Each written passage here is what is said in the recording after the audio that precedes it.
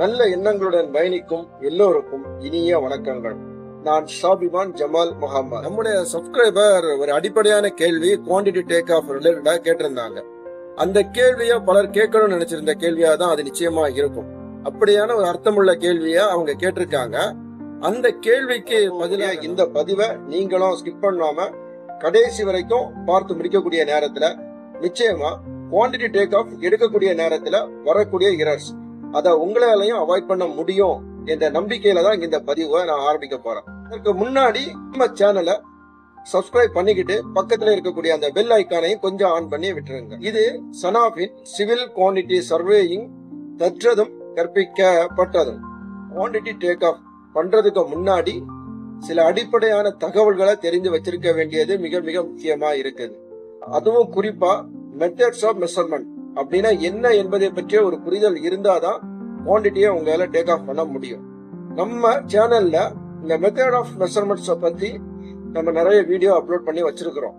அதனுடைய லிங்க் நான் டிஸ்கிரிப்ஷன்ல கொடுக்கிறேன். அந்த வீடியோஸையும் நீங்க பாருங்க. உங்களுக்கு புரியாது வரைக்கும் திரும்ப திரும்ப பாருங்க. அப்படி பார்க்கக்கூடிய நேரத்துல தான் இந்த பதிவுல நான் சொல்ல வரக்கூடிய அந்த தகவல்களும் உங்களுக்கு பயனுள்ள தகவலா மாறும். ஏன்னா ஒரு வீடியோ பார்த்துட்டு ஒரு வீடியோ பார்க்கலன்னா அந்த கண்டினியூட்டின்னு சொல்லக்கூடியது உங்களுக்கு கிடைக்காம போயிடும். அப்போ அந்த சப்ஜெக்ட்ல நம்ம என்ன சொல்ல வரோம் அப்படின்னு சொல்லக்கூடியது உங்களுக்கு புரியாமலே போயிடும். அதனால பழைய வீடியோஸையும் நீங்க பார்த்துட்டு இந்த வீடியோவை தொடர்ந்து கவனமா கேளுங்க. கன்ஸ்ட்ரக்ஷன் ப்ராஜெக்ட்ல எல்லா குவான்டிட்டிஸ்ல இருக்கக்கூடிய அந்த ஐட்டம் சைட்ல கம்ப்ளீட் ஆன பிறகு அந்த குவான்டிட்டியை சைட்ல போய் நம்ம என்ன செய்வோம்னா மெஷர் பண்ணுவோம். குறிப்பா பாத்தீங்கன்னா எர்த் ஒர்க்கா இருக்கலாம், காங்கிரீட் ஒர்க்கா இருக்கலாம், பிளாஸ்டிக் ஒர்க்கா இருக்கலாம், பிரிக் ஒர்க்கா இருக்கலாம், எலக்ட்ரிக்கல் பிளம்பிங்னு சொல்லி எந்த மாதிரியான வேலைகளா இருந்தாலும் அதற்கென்ற குவான்டிட்டியை நம்ம எடுக்கணும். அப்படி நம்ம அந்த குவான்டிட்டியை எடுக்கக்கூடிய நேரத்துல அதற்கென்று கொடுக்கப்பட்டிருக்கக்கூடிய ரூல்ஸ் அண்ட் ரெகுலேஷனை நம்ம என்ன செய்யணும், ஃபாலோ பண்ணணும். அந்த ரூல்ஸ் அண்ட் ரெகுலேஷனை ஐடென்டிஃபை பண்ணி காட்டக்கூடியதுதான் மெத்தட்ஸ் ஆஃப் மெஷர்மெண்ட் அப்படின்னு சொல்லக்கூடியது. இந்த மெத்தட் ஆஃப் மெஷர்மெண்ட்ஸ் என்ன சொல்லி இருக்குதோ அதன்படிதான் நாம என்ன செய்யறோம்னா குவான்டிட்டியை டேக் ஆஃப் பண்ணணும். என்ன காரணம்னு பாத்தீங்கன்னா ஒரு ப்ராஜெக்டை பொறுத்தது வரைக்கும் கிளைண்ட் இன்ஜினியரா இருக்கலாம், கன்சல்டன்ட் இன்ஜினியரா இருக்கலாம், கான்ட்ராக்ட் சைட்ல உள்ள இன்ஜினியரா இருக்கலாம். யாரா இருந்தாலும் அவங்க எடுக்கக்கூடிய குவான்டிட்டின்னு சொல்லக்கூடியது எல்லா இடங்கள்லயும் ஒரே மாதிரியான மெஷர்மெண்டா ஃபாலோ பண்ணணும் அப்படின்னு சொல்லக்கூடியதா வரையறுத்து கூறக்கூடியதுதான் இந்த மெத்தட்ஸ் ஆஃப் மெஷர்மெண்ட்னு சொல்லக்கூடியது. இதை தான் நம்ம என்ன செய்வோம்னா ஸ்டாண்டர்ட் மெஷர்மெண்ட் அப்படியும் சொல்லுவோம். இந்தியாவை பொறுத்தது வரைக்கும் ஐஎஸ் கோட் அப்படின்னு நம்ம சொல்றத நீங்க கேள்விப்பட்டிருப்பீங்க. அதுவும் இந்த மெத்தட் ஆஃப் மெஷர்மெண்ட்ஸ்ல தான் வரும். இன்டர்நேஷனல்ல பொறுத்தது வரைக்கும் எஸ்எம்எம், என்ஆர்எம், அப்புறமா சிஇஎஸ்எம்எம் சொல்லக்கூடிய வகையில இந்த மெஷர்மெண்ட்டுக்கு பல கட்டுப்பாடுகளை அதுல வரையறுத்து சொல்லியிருக்காங்க. அதுல எந்த மாதிரி வரையறுத்து சொல்லியிருக்காங்களோ அதன்படிதான் நாம என்ன செய்யணும்னா குவான்டிட்டியை டேக் ஆஃப் பண்ணணும். டேக் ஆஃப் பண்ணக்கூடிய அந்த குவான்டிட்டியை எக்ஸல் சீட்ல கொடுக்கக்கூடிய நேரத்துல அதற்கான யூனிட்டை நம்ம என்ன செய்யணும், பிக்ஸ் பண்ணி எழுதி காட்டணும். எக்ஸாம்பிள் இப்ப பார்க்கதா இருந்தா இப்ப நீங்க IS 1200 பார்ட் 2ல ஒரு காங்கிரீட் ஒர்க் இருக்குன்னு வச்சுக்கிட்டுங்களேன். இந்தியாவில் நீங்க வேலை செய்றீங்கன்னு இமேஜின் பண்ணிக்கிடு.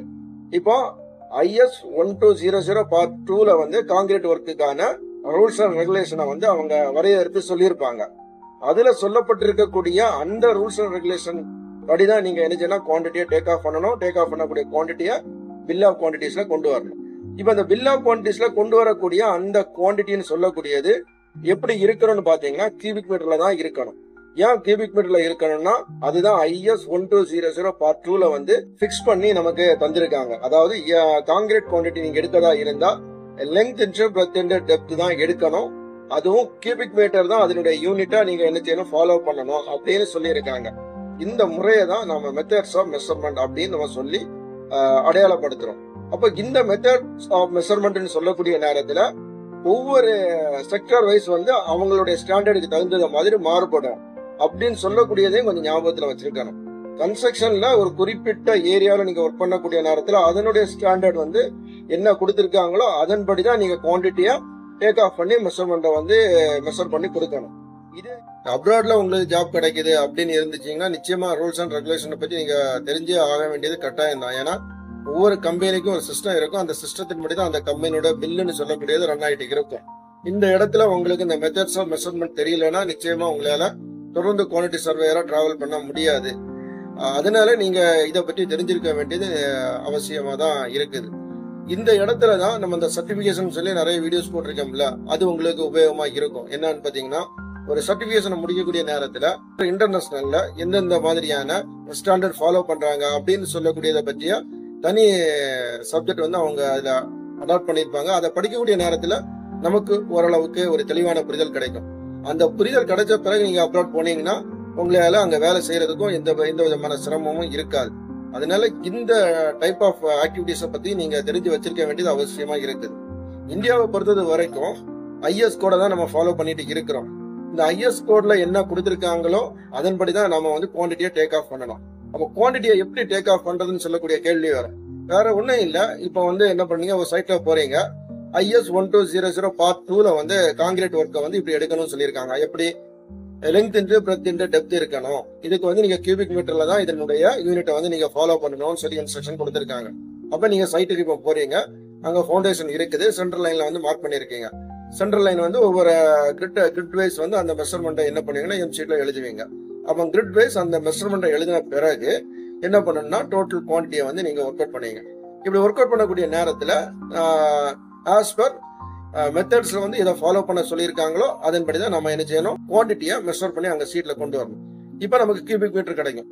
ஒருவேளை உங்களுக்கு இதை பற்றி தெரியாம நீங்க பாக்குறீங்க, ஓகே சின்ன சைஸ்ல தானே ஃபிட்டிங் போட்டிருக்காங்க, அப்ப ஸ்கொயர் மீட்டர்ல கொடுத்துருவோம் அப்படின்னு சொல்லிக்கிட்டு நீங்க எல்லாத்தையும் கால்குலேட் பண்ணிட்டு ஸ்கொயர் மீட்டருக்குள்ள ரேட்டை வந்து நீங்க பில்லை ப்ரிப்பேர் பண்ணி கொடுத்தீங்கன்னா நிச்சயமா கிளைண்ட் சில நேரங்கள் என்ன பண்ணுவாங்கன்னா அந்த பில்லை அப்லோட் பண்ணாமலே விட்டுருவாங்க. ஏன்னா நீங்க தவறா கொடுத்துருக்கீங்கன்னு சொல்லக்கூடிய ஒரு இதை வந்து அவங்க உருவாக்க முடியும்.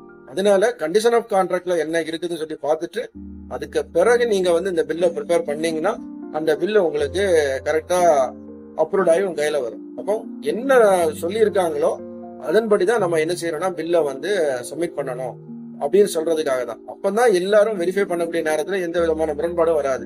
ஒரு ஆள் கியூபிக் மீட்டர் எடுப்பீங்க, ஒரு ஆள் ஸ்கொயர் மீட்டர் எடுப்பீங்க, ஒரு ஆள் ரன்னிங் மீட்டர்ல எடுத்து 3 பேரும் 3 டைப் ஆஃப் பில்லை வந்து நீங்க சப்மிட் பண்ணீங்கன்னா அங்க எவ்வளவு பெரிய குழப்பம் வரும். இந்த குழப்பங்களை அவாய்ட் பண்றதுக்காக தான் இந்த ஸ்டாண்டர்ட் மெத்தடை வந்து நீங்க பயன்படுத்தணும் அப்படின்னு சொல்லியிருக்காங்களே தவிர இதுல வேற எந்த விதமான கட்டமைப்பும் இதுக்கு உள்ளாடி கிடையாது. எல்லாரும் ஒரே மாதிரியான மெஷர்மெண்ட்டை ஃபாலோ பண்ணணும்னு சொல்லக்கூடியதுதான் நம்ம ஸ்டாண்டர்ட்னு சொல்றோம். அந்த ஸ்டாண்டர்ட் தான் நம்ம எல்லாரும் பயன்படுத்தணும்னு சொல்றதுக்காக தான் இந்த தகவல்களை தொடர்ந்து சொல்லிட்டு இருக்கிறேன்.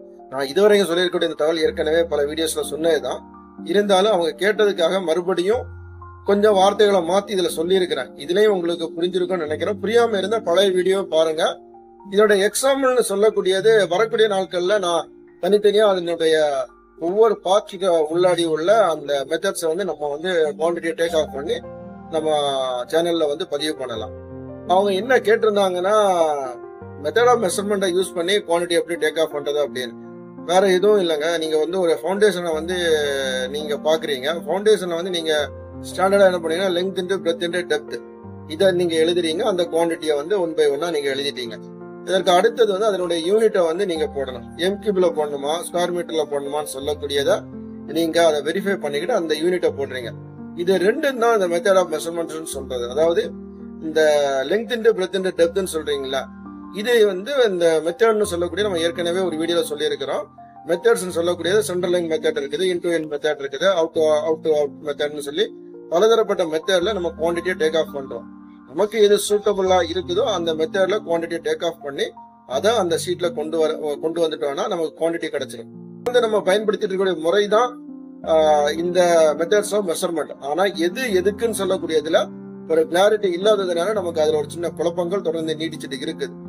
அந்த குழப்பங்களை தவிர்க்கிறதுக்காக தான் நம்ம சேனல்ல வந்து தொடர்ந்து அதை சம்பந்தப்பட்ட வீடியோக்களை வேற வேற ஆங்கிள் நம்ம பேசிட்டு இருக்கிறோம். வரக்கூடிய நாட்கள்ல தொடர்ந்து இதுல இருக்கக்கூடிய குழப்பங்கள் முற்றிலும் தீர்க்கப்படும் அப்படின்னு சொல்லக்கூடிய அதே எண்ணங்களோடு இந்த பதிவை நான் இதுல முடிச்சிடுறேன். மீண்டும் அடுத்த பதிவில் நாம் சந்திக்கலாம். நன்றி, வணக்கம்.